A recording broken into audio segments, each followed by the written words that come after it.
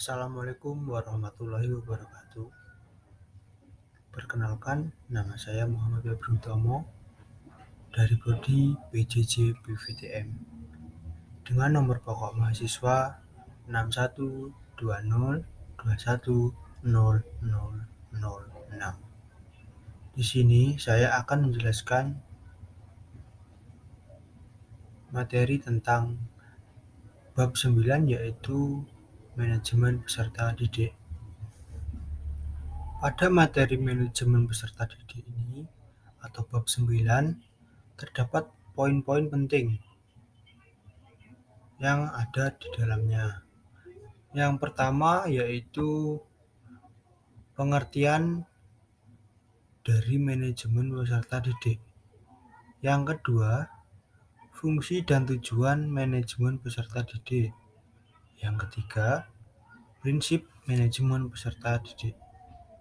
Yang keempat, ruang lingkup manajemen peserta didik. Oke, kita lanjut untuk poin yang pertama, yaitu pengertian umum. Pengertian umum dari manajemen peserta didik juga dapat diartikan sebagai suatu proses pengurusan segala hal yang berkaitan dengan siswa di suatu sekolah, mulai dari perencanaan, penerimaan siswa, pembinaan yang dilakukan selama siswa berada di sekolah, sampai dengan siswa menyelesaikan pendidikannya di sekolah. Kemudian, pengertian manajemen peserta didik menurut para ahli, yang pertama menurut Hermino, peserta didik adalah individu yang secara sadar ataupun karena pengaruh dari orang yang peduli akan individu tersebut untuk dapat mengembangkan potensi yang ada pada dirinya dengan menuntut ilmu untuk cita-cita di masa mendatang yang lebih baik. Kemudian menurut Suryo Broto,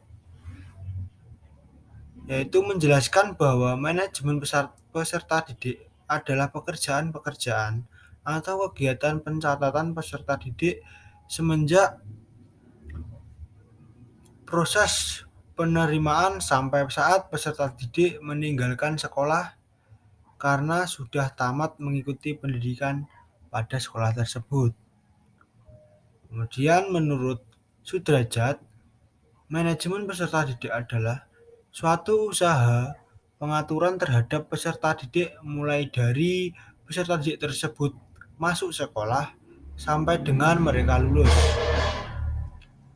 Kemudian manajemen peserta didik menurut Mustari, yaitu manajemen peserta didik merupakan upaya untuk memberikan layanan yang sebaik mungkin kepada peserta didik semenjak dari proses penerimaan sampai saat peserta didik meninggalkan karena sudah tamat atau lulus mengikuti pendidikan pada sekolah itu. Kemudian poin yang kedua yaitu fungsi dan tujuan manajemen peserta didik. Fungsi manajemen peserta didik pada umumnya adalah sebagai sarana bagi peserta didik untuk mengembangkan diri seoptimal mungkin, baik individu, sosial, aspirasi, kebutuhan, dan potensi lainnya. Kemudian, ada beberapa fungsi manajemen peserta didik dalam lingkup yang lebih terperinci, yaitu yang pertama, fungsi yang berkenan dengan pengembangan individualitas peserta didik. Fungsi ini diharapkan dapat membuat peserta didik mampu mengembangkan potensi-potensi individualitasnya tanpa banyak hambatan. Potensi-potensi tersebut meliputi kemampuan umum, yaitu kecerdasan, kemampuan khusus, yaitu bakat, dan kemampuan-kemampuan yang lainnya. Kemudian fungsi yang kedua, fungsi yang berkenan dengan pengembangan segi sosial peserta didik. Fungsi ini berkaitan erat dengan hakikat peserta didik sebagai makhluk sosial. Fungsi ini membuat peserta didik mampu bersosialisasi dengan teman sebayanya, dengan orang tuanya, dengan keluarganya, dengan lingkungan sekolahnya, dan lingkungan masyarakat di sekitarnya. Yang ketiga, fungsi yang berkenan dengan penyaluran aspirasi dan harapan peserta didik. Fungsi ini diharapkan mampu membuat peserta didik bias menyalurkan hobi, kesenangan, dan minatnya. Sebab hal tersebut dapat menunjang perkembangan diri peserta didik secara keseluruhan. Kemudian fungsi yang keempat, fungsi yang berkenan dengan pemenuhan kebutuhan dan kesejahteraan peserta didik. Fungsi ini membuat peserta didik sejahtera dalam hal menjalani hidupnya. Sebab jika hidup seorang peserta didik sejahtera, maka ia akan memikirkan kesejahteraan sebayanya. Kemudian, tujuan manajemen peserta didik. Yang pertama, meningkatkan pengetahuan dan psikomotor peserta didik. Yang kedua, menyalurkan dan mengembangkan kemampuan umum atau kecerdasan, bakat, dan minat peserta didik. Yang ketiga, menyalurkan aspirasi, harapan, dan memenuhi kebutuhan peserta didik. Poin yang ketiga yaitu prinsip manajemen peserta didik. Terdapat beberapa prinsip manajemen peserta didik yang menjadi perhatian pengelola pendidikan. Kemudian, beberapa prinsip manajemen menurut para ahli, yaitu yang pertama menurut Syafarudin dan Nurmawati. Peserta didik harus diperlakukan sebagai subjek, bukan objek, sehingga harus didorong untuk berperan serta dalam setiap perencanaan dan pengambilan keputusan dengan kegiatan mereka. Yang kedua, kondisi peserta didik sangat beragam, ditinjau dari kondisi fisik, kemampuan intelektual, sosial, ekonomi, minat, dan lainnya. Karena itu diperlukan wahana kegiatan beragam sehingga setiap peserta didik memiliki wahana untuk berkembang secara optimal. Yang ketiga, peserta didik hanya akan termotivasi belajar jika mereka menyenangkan apa yang diajarkan. Yang keempat, pengembangan potensi peserta didik tidak hanya menyangkut ranah kognitif, afektif, dan psikomotorik. Sementara itu, prinsip manajemen peserta didik menurut Kementerian Pendidikan dan Kebudayaan. Yang pertama, manajemen peserta didik dipandang sebagai bagian dari keseluruhan manajemen sekolah. Yang kedua, segala bentuk manajemen peserta didik harus ditujukan untuk mengemban misi pendidikan dan dalam rangka mendidik peserta didik. Yang ketiga, kegiatan manajemen peserta didik harus diupayakan untuk mempersatukan peserta didik yang mempunyai berbagai ragam latar belakang dan banyak perbedaan. Yang keempat, kegiatan peserta didik haruslah dipandang sebagai upaya pengaturan terhadap pembimbingan peserta didik. Poin yang keempat atau yang terakhir, ruang lingkup manajemen peserta didik. Terdapat beberapa pendapat dari beberapa ahli. Yang pertama menurut Fatur Rahman.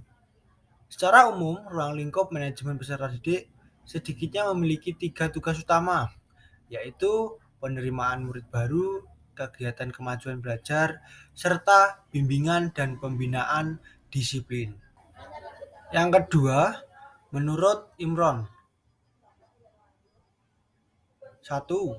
Perencanaan dan penerimaan peserta didik baru.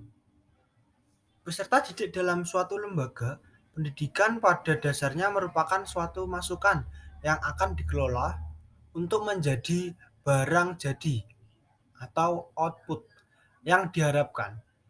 Untuk membentuk output yang dikehendaki, tentu harus memperhatikan kualifikasi masukan yang akan dikelola. Oleh karena itu, dalam proses penerimaan peserta didik baru yang akan dikelola kelak di lembaga, pendidikan dibutuhkan beberapa kegiatan yang salah satunya memiliki tujuan untuk memperbaiki kualitas masukan tersebut. Yang kedua, penetapan daya tampung sekolah. Penetapan daya tampung sekolah dilakukan oleh rapat sekolah atau juga dimungkinkan oleh panitia penerimaan peserta didik baru. Penetapan daya tampung kadang-kadang diabaikan begitu saja, sebab sekolah yang bersangkutan memang masih membutuhkan banyak peserta didik, terutama sekolah-sekolah di swasta, yang belum mendapat kepercayaan dari masyarakat. Pada sekolah yang memang harus membatasi jumlah penerimaan peserta didik barunya, penetapan daya tampung memang merupakan suatu keharusan. Penetapan daya tampung ini dapat dilakukan dengan menghitung banyaknya bangku yang tersedia dikalikan dengan muatan bangku dikurangi peserta didik yang tinggal kelas. Secara ringkas dapat diformulasikan. Yang ketiga, penetapan syarat calon peserta didik. Persyaratan yang secara umum dituntut apabila calon peserta didik akan memasuki lembaga pendidikan, yaitu persyaratan umur, kemudian persyaratan akademik, persyaratan kelakuan, persyaratan kesehatan, persyaratan keuangan, dan yang lain. Yang keempat, penetapan panitia penerimaan peserta didik baru. Penerimaan peserta didik baru adalah kegiatan sekolah yang sifatnya insidental, hanya dilaksanakan satu kali dalam 1 tahun. Oleh karena itu diperlukan adanya panitia khusus yang menangani masalah itu. Pembentukan panitia ini juga dimaksudkan agar ada pembagian tugas dan tanggung jawab secara konkret, sebab tugas-tugas yang ada dalam kepanitiaan ini berbeda dengan tugas rutin yang dilaksanakan pada personil sekolah sehari-hari. Beberapa kegiatan yang dilakukan panitia penerimaan peserta didik baru adalah: 1.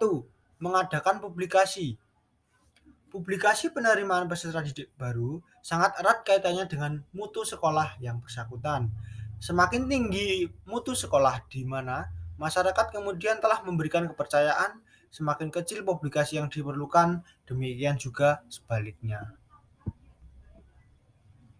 Publikasi ini dapat dilakukan lewat media massa seperti radio, hari-harian, majalah, ataupun dengan spanduk, brosur, dan homepage melalui internet. Kemudian yang kedua, mempersiapkan formulir pendaftaran. Formulir pendaftaran merupakan belangko atau format yang perlu disediakan oleh panitia penerimaan peserta didik baru. Penyediaan jumlah formulir hendaknya senantiasa mengingat jumlah pendaftar pada tahun-tahun sebelumnya. Yang ketiga, menerima atau melayani pendaftaran. Melayani pendaftaran merupakan kegiatan yang bisa jadi sangat meletihkan. Hal ini sangat berkait dengan jumlah calon yang akan mendaftar, ketersediaan sarana, personil pendaftaran, serta koordinasi dalam melakukan pendaftaran. Kemudian yang keempat, melaksanakan seleksi. Seleksi atau penyaringan peserta didik dilakukan karena beberapa hal, di antaranya peminat suatu sekolah kadang-kadang melebihi jumlah yang akan diterima. Kemudian, hasil ujian akhir di suatu lembaga pendidikan belum dapat mencerminkan kualitas peserta didik yang sebenarnya. Berikutnya, kadang-kadang diperlukan pengetahuan dan keterampilan khusus sehingga diperlukan penelusuran bakat dan kemampuan peserta didik secara khusus oleh lembaga yang akan menerima peserta didik tersebut. Yang keempat, penyaringan calon peserta didik. Poin yang kelima, pengumuman calon yang diterima.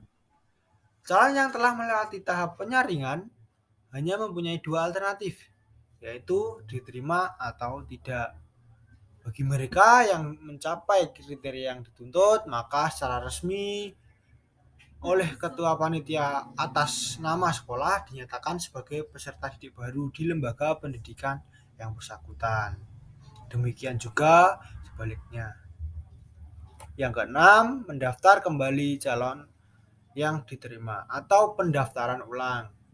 Agar panitia memperoleh kepastian apakah calon peserta didik yang sudah diterima betul-betul akan masuk pada atau memilih lembaga pendidikan yang bersangkutan, panitia perlu melakukan pencatatan kembali atau mendaftar ulang. Hal ini dilakukan sebab ada kemungkinan peserta didik yang telah lulus penyaringan tetapi tidak memanfaatkan kesempatan itu karena memilih sekolah lain dianggap tidak cocok. Yang ketujuh, membuat laporan pertanggungjawaban.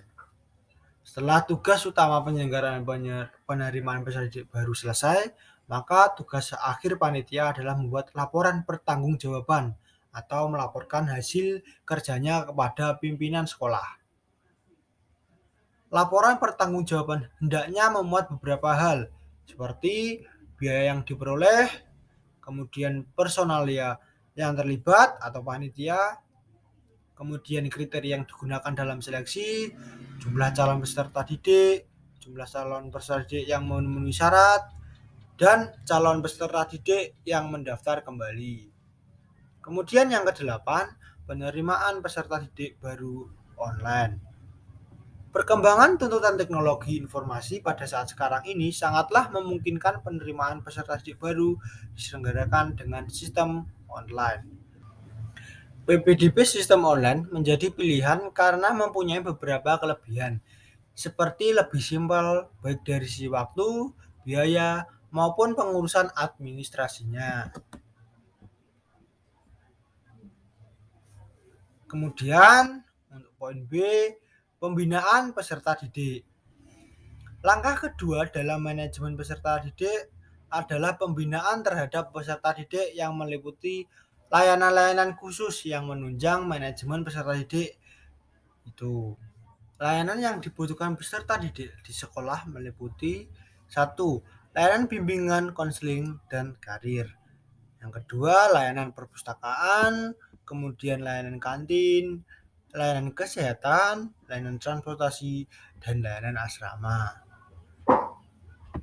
Kemudian, poin evaluasi kegiatan peserta didik. Kegiatan evaluasi peserta didik meliputi 1. Tujuan umum dari evaluasi peserta didik yaitu 1. Mengumpulkan data-data yang membuktikan taraf kemajuan peserta didik dalam mencapai tujuan yang diharapkan. Kedua, memungkinkan pendidik atau guru menilai aktivitas pengalaman yang didapat. Ketiga, menilai metode mengajar yang digunakan. Kemudian evaluasi kegiatan peserta didik yang kedua yaitu tujuan khusus dari evaluasi peserta didik. Yang pertama, merangsang kegiatan peserta didik, menemukan sebab-sebab kemajuan atau kegagalan belajar peserta didik. Yang kedua, memberikan bimbingan yang sesuai dengan kebutuhan, perkembangan, dan bakat siswa yang bersangkutan. Yang ketiga, untuk memperbaiki mutu pembelajaran atau cara belajar dan metode mengajar berdasarkan tujuan penilaian hasil belajar tersebut, ada beberapa fungsi penilaian yang dapat dikemukakan. Antara lain, fungsi selektif, fungsi diagnostik, fungsi penempatan, fungsi pengukur keberhasilan program. Poin yang selanjutnya adalah mutasi peserta didik. Secara garis besar, mutasi peserta didik dapat diartikan sebagai proses perpindahan peserta didik dari sekolah satu ke sekolah lainnya, atau perpindahan peserta didik yang berada dalam sekolah. Oleh karena itu, terdapat dua jenis mutasi, yaitu yang pertama adalah mutasi ekstern atau keluar. Mutasi ekstern adalah perpindahan peserta didik dari satu sekolah ke sekolah lain. Perpindahan ini hendaknya menguntungkan kedua belah pihak. Artinya, perpindahan tersebut harus dikaitkan dengan kondisi sekolah yang bersangkutan, kondisi peserta didik, dan latar belakang orang tuanya. Kemudian, mutasi intern atau dari dalam. Mutasi intern adalah perpindahan peserta didik dalam suatu sekolah. Dalam hal ini akan dibahas khusus mengenai kenaikan kelas. Maksud kenaikan kelas adalah peserta didik yang telah dapat menyelesaikan program pendidikan selama 1 tahun, apabila telah memenuhi persyaratan untuk dinaikkan, maka kepadanya berhak untuk naik kelas. Sekian dari saya. Apabila ada tutur kata yang kurang berkenan, saya mohon maaf sebesar-besarnya. Akhir kata, wabillahi taufiq wal hidayah. Wassalamualaikum warahmatullahi wabarakatuh.